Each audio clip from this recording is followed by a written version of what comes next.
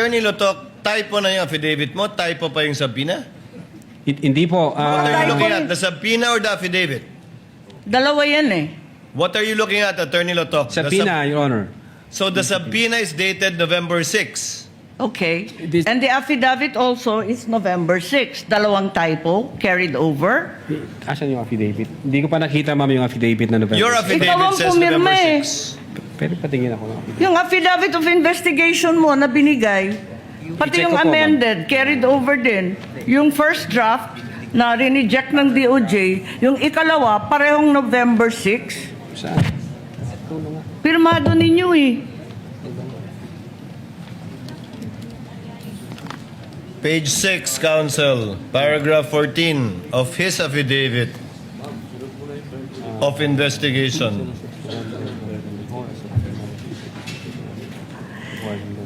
Yes, Your Honor. It's November 6, 2024 ang nakasulat dyan. So typo din yan? Is it your testimony na typo din yan? I believe so, Your Honor. Kasi ang intention namin dyan is 11 December 2024. Anyway, Senator Judge Marcos, the document will let the document speak for itself. That would be the best evidence of it, if at all, of the dates Thank you. of either the subpoena and or the affidavit. Yes, presiding officer, just to provide our witness a chance to correct himself for the documents, sa palagay mo, ano yung tamang date kung mali yung November 6? Same ho, Your Honor, doon sa mga subpoena na inisyo namin sa media personalities. Dapat magkakapareho. Ngayon, ang itatarot po natin, ito po ay medyo nasa hot seat po siya ng sitwasyon. Ito po ay si Francis Joseph Cheese Guevara Escudero. Ayan. Hello po. Hello po, sir. Ito pong aking itatarot na ito po ay again and again sa madlang people. Ito po ay again for entertainment use. Walang pikunan. Ito po ang tarot na aking babasahin. I-direct to the point ko na po dahil kung saan po siya naka-hot seat ay doon po natin i-direkta ang tarot. Ayan. Ipakita nyo sa akin kung ano ang nakikita ng tarot. Ulit natin ang pangalan. Francis Joseph Cheese Guevara Escudero. Universe, help mo ako. Ilabas ang nakikita, walang bias at wala tayong kakampihan. Jesus. Pikit pa ako eh, no? Wow! Sa ngayon po, ito po ay ang ating si Sir Cheese Escudero. Napapansin niyo po na ngayon po ay may isang hinahawakan siya. Marami po, ito po ay maraming problema, maraming kaso, maraming ano bang tawag sa Tagalog? Idinadaing sa kanya. Pero isa po ang talagang nagbibigay ng sakit ng ulo. Hindi lang po sakit ng ulo, ang nagbibigay sa kanya, hawak niya ngayon ng isang malaking problema kung paano niya susolusyonan at ipapaliwanag sa tao. Ayan po, hawak niya. Sa totoo lang, ang paghawak niya rito, kitang-kita niyo po napakahigpit ng hawak niya. Kung tutuusin, iniisip niya kung bibitawan or hindi. Sa nakikita ko po rito, ayan po siya. Ang pagkahawak po niya sa ngayon ay nagdadalawang isip. Hindi dahil sa nagdadalawang isip, kung hindi pinag-aaralan niyang mabuti. Dahil kung hindi po niya to pag-aaralang mabuti, darating po yung time, baka itong hawak niyang ito na impeachment case kay Ma'am Sara ay magkaroon ng malaking problema at magbunga ng hindi maganda. Ayan po, ayan. Bakit ko nasabi po ito ay impeachment? Ilang impeachment, ilang buwan na po at ilang taon, kukumputin po natin yan dito. Kitang-kita po. Ito po ay ang mga cases laban kay Ma'am BP Sara Duterte. Ayan. Yan. Makikita nyo po, kitang-kita. Isa, dalawa, tatlo, pang-apat, pang-lima, pang-anim. Ang dami po, yung iba po ay kaya naka-cross out, kitang-kita naman po, ay hindi nagmaterialize. So, ito po yung maraming reklamo na dinadaing sa kanya ng mga walang pinakitang tao, pero kung makikita niyo po ang kulay, ito po ay mga bughaw. So, ang ibig sabihin nito, mga politiko. Yan, may mga kaya, may mga pera. Alam naman natin, kung ordinaryong tao rin yan, sasabihin dito iba ang kulay. So makikita nyo po, ang isang pinakamatindi ay gustong tapusin sa maiksing panahon. Yan. Kaya yan po lumalabas. Ipinaliwanag ko pong mabuti sa inyo. Yan. Ano kaya ang susunod? Oops. Aro. Kung makikita nyo po, may signify po or sign ng isang bata ay kinakailangan po ito ay pag-asa. So, ang ibig sabihin po nito, maiipit talaga si Ginoong Cheese Escudero kasi may nag-o-offer sa kanya or may nangungulit sa kanya na ibaliktad or kaya nga po pag-asa na huwag gawin yung isang pag-asa. Ibig sabihin po, maaaring ang hindi pagkakaroon ng impeachment, wala po akong kinakampihan, binabasa ko lang po. Or isang pag-alis, ibig sabihin pag-ayaw dito sa offer na ito para ang bagong pag-asa ng mga Pilipino na naniniwala in both side ng katahimikan ay huwag sundin. So, dito po, ipapaliwanag ko po, ito po si Ginoong Cheese Escudero, hawak niya. Tapos nakita nyo, naka-slant. Ibig sabihin po na naka-slant, delikado po siya dito. Pag ito, nagkamali po siya ng desisyon. Magbubunga ng isang pangit. Kapag itinuloy ang desisyon na impeachment. Ito po binabasa ko lang po Ayan po, naka-slant. Kung talaga pong magiging maganda ang desisyon for impeachment, nakatayo po ito. Lahat ng nakatayo at nakahawak ang kamay, ang ibig sabihin ay go ilaban. Depende po sa kasunod na tarot. Ngayon po, ang nakasunod po na tarot ay isang taong nag-o-offer sa kanya, kinakausap siya, pero umaayaw po siya. Dahil alam niya na may isang pag-asa na umaasa ang taong bayan. Ayan po.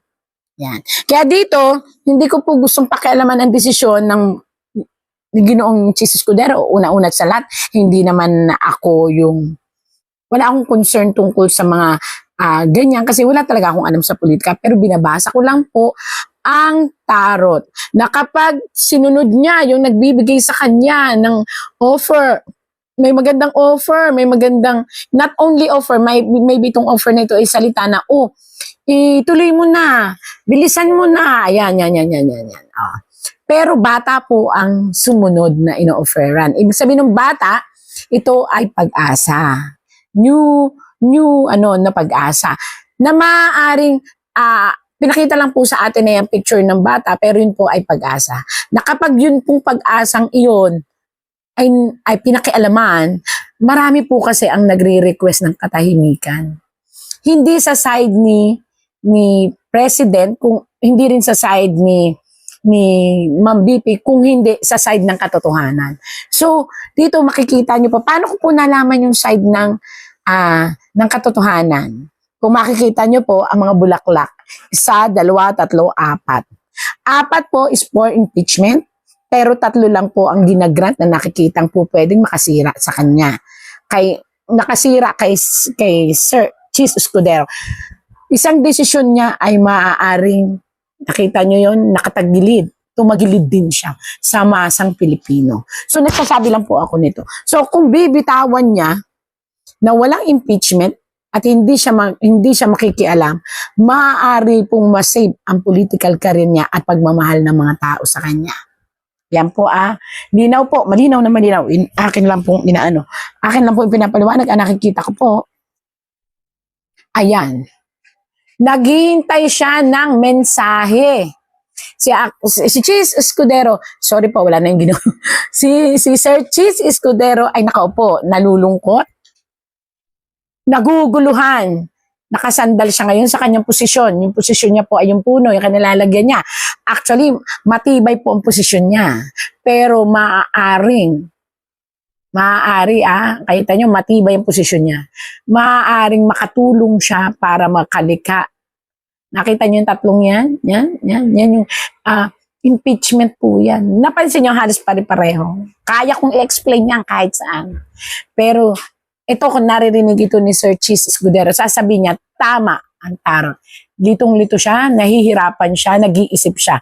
Kasi isang move niya, hindi po Malacanang or hindi ang matataas ang madidisappoint, kung hindi ang punong ito. Ano po yung puno? Ito po yung posisyon niya na maaaring masira oras na magkamali siya. Kaya nakakaawa rin po siya. Naawa ako bigla no? Kung po pwede nga lang, itarot na lang. Ito ang mangyayari. Kasi hindi mo pwedeng ganun. Sa kanila na dapat magsipag-ayos na ganyan. Naku. May dalawang taong nagagalit sa kanya kasi ayaw niyang magsalita. At sa nakita ko po, matalino si Sir Cheese Escudero.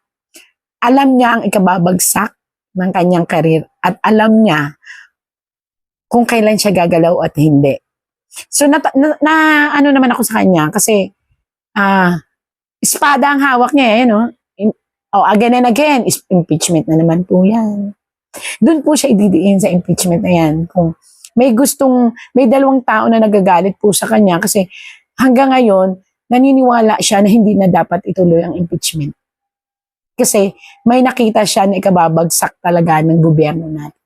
So may concern si Sir Cheese Escudero sa sitwasyon. So, yun nga lang, we cannot please anybody. Naanawaan ko si Sir Cheese Escudero. Ayan, yan na naman, may piring na siya. Sa totoo lang po, alam na niya kung anong desisyon niya, pero hindi ko para sabihin dito. Alam na ni Sir Cheese Escudero na may mga bagay na dapat i-reconsiderasyon na hindi dapat ituloy ang impeachment. Nasa kanya mag-uumpisa. Kung gusto nila, parang ganito ho kasi ang sitwasyon kung gusto ninyo, ito po ay nakita ng tarot sa isip ni Sir Cheese Escudero. Kung gusto ninyong ituloy yan, gumalaw kayo ng mabilisan na kayo mismo, huwag manggaling sa akin. Kasi may nakita siya na hindi na talaga at nakikita rin po ng taong bayan. So, isang pagkakamali talaga ni Sir Cheese Escudero, taong bayan ang kalaban niya. Masakit sa ulo, kaya hindi maganda maging politician. Maging mabuhay na lang tayo ng pero kung wala naman politician, di ba, ang gulo rin. Pero kung mabubuhay naman tayo ng simple lang, kakaawa rin pala itong mga politik na to. Ay, mananatili ang pananaw ni Sir Cheese Escudero. Tama ang pananaw niyang huwag siyang magpadala sa anumang salita. Hindi nagpupush po sa kanya. Hindi ko alam kung sino to, lalaki. Mabilis ang lahat. Pero ito po ay nakaupo. Nakaupo po ito. Nakaupo ito sa katungkulan. At may hawak po siyang batas. Minamadali po siya.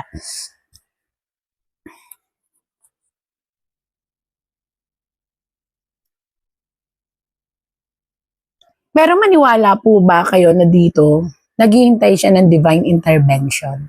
Yung alam niyo yung kutob na niya, kutob na niya na hindi siya dapat makisawsaw dyan. Tama po yun, sir. Wag po kayong, tama yung desisyon nyo na maglaylot, wag makisawsaw.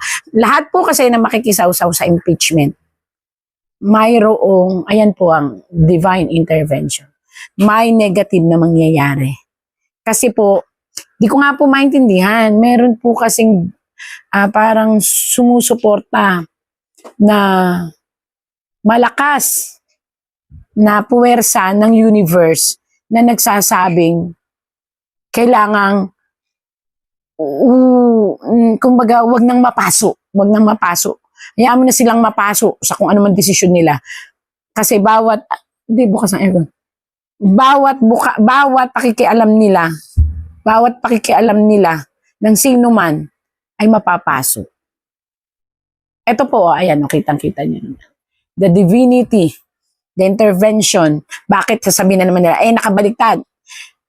Ang tunay na psychic po, kahit nakabaliktad, kahit nakatihaya, kahit nakabaladlad yan, ay mababasa.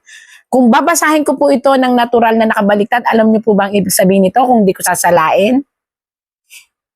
Magkakaroon ng malaking kaguluhan ang buong Pilipinas sa oras na itinuloy ang impeachment. So, sasabihin na naman nila, makasara ako, makaduterte. Hindi po, binabasa ko lang po ito.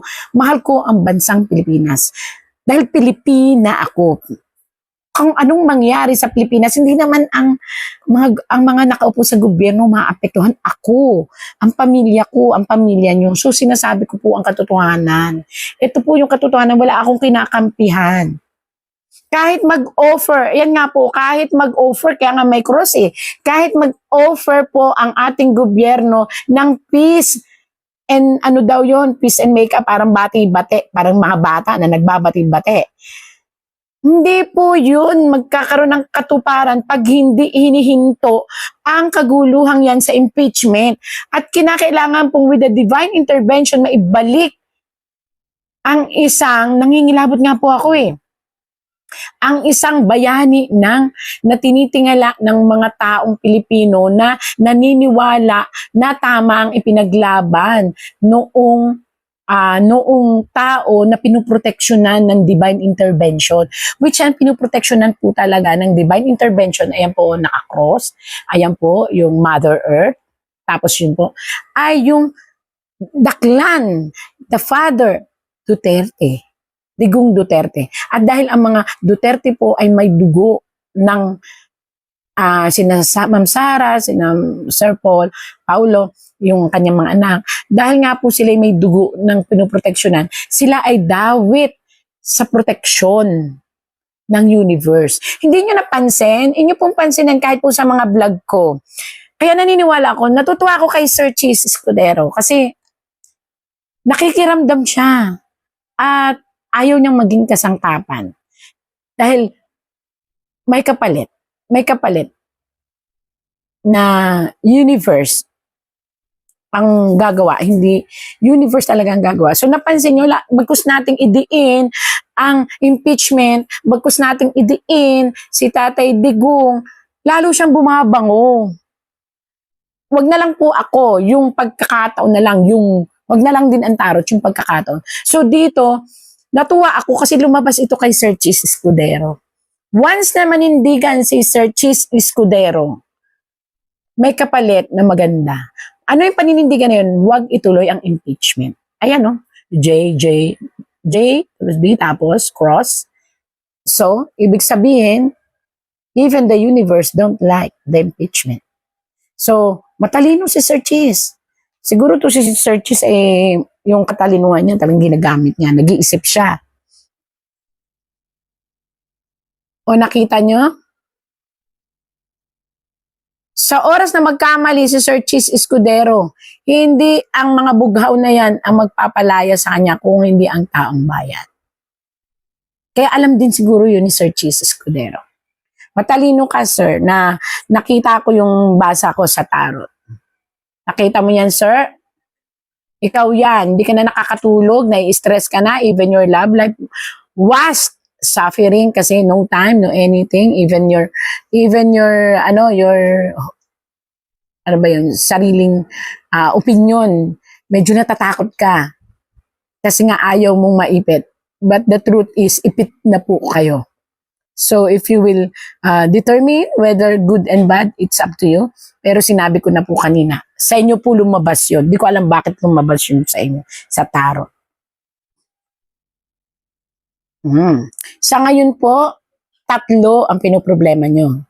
Una, may isang tao, yan, sinasaksak kayo. Hindi naman po literal na sinasaksak, kundi po nakasaksak sa inyong puso. May mga masasama na kayong salitang naririnig sa isa sa mga nakaupo. Pangalawa, may isa pang nakikialam. 3 tao po ito, ha. And ito po, sa mismo mga kasamahan mo, nakatarak, parang daming mga negative na salita. Isa sa isang kilalang namumuno, nakatarak din. Maybe may nare-receive ka mga ikaw lang makakasagot po nito. So, I tell you, malalaman nyo naman kung nagsisinungaling ako o hindi, dahil alam nyo yan. Tapos itong the rest, natatakot ka sa taong bayan sa pagkakamaling gagawin mo. Which is tama, may takot ka. Yun po ang kulang sa ating mga nakaupo. Kailangan matuto po tayong gumaya kay Sir Cheese Escudero na may takot. Hindi ito takot dahil naduduwag siya. Takot siya na maging makalikha siya ng isang malaking problema sa mga tao. Ayan po.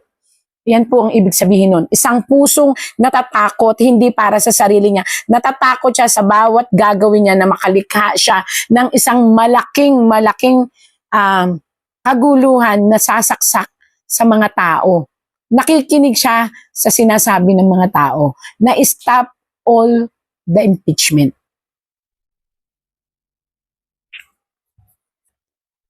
Ay naku po, not only pala sa tao siya nakikinig. Ito po, hindi ako marunong, pero ito po kayo, Sir Chis Escudero, may mga nakita kayong lapses na maaaring mag-bounce back sa kalaban kapag itinuloy ang impeachment. Ayan po. At ang kalalabasan nyo po, masisira po kayo sa madlang people.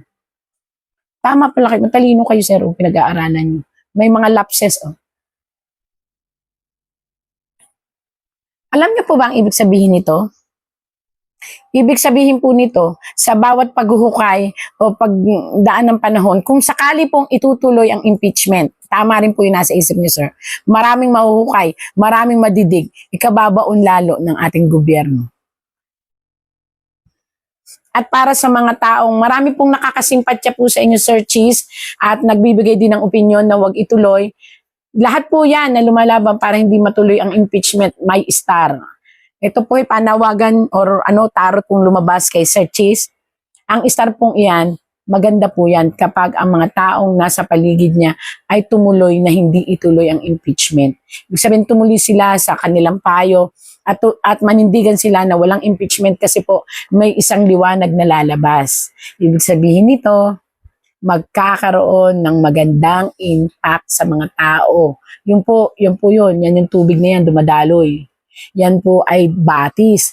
Ibig sabihin po ng batis, ito ay ang henerasyon. Hindi napupuknat ang henerasyon ng pagiging Pilipino. Ngayon, yun po kasing ipinaglalaban ng ibang mga maka-Duterte. Sinasabi ko na po ito sa inyo. Ang hinaing nila ay ang Pilipinas ay dapat pinamumunuan ng batas ng Pilipinas.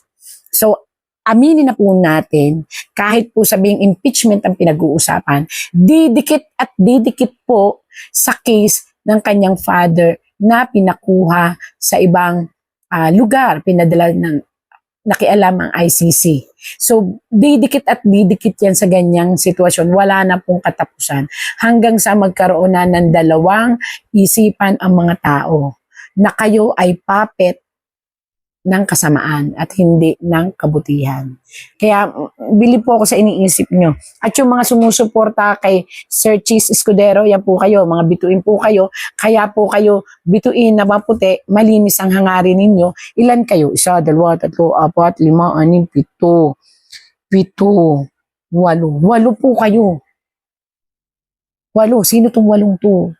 Napakaswerte nyo po kasi yung lahat at pag po nag-manifest na maiayos at wala nang mga ganyan-ganyan, may star po, may regalo kayo mula sa universe. Liwanagin ko, hindi ko ito posisyon. Ito ang umiiral na batas sa ngayon. Base sa probisyon ng konstitusyon, base sa desisyon ng Korte Suprema sa Bayan versus Zamora, maliwanag yung paliwanag ng Korte Suprema doon.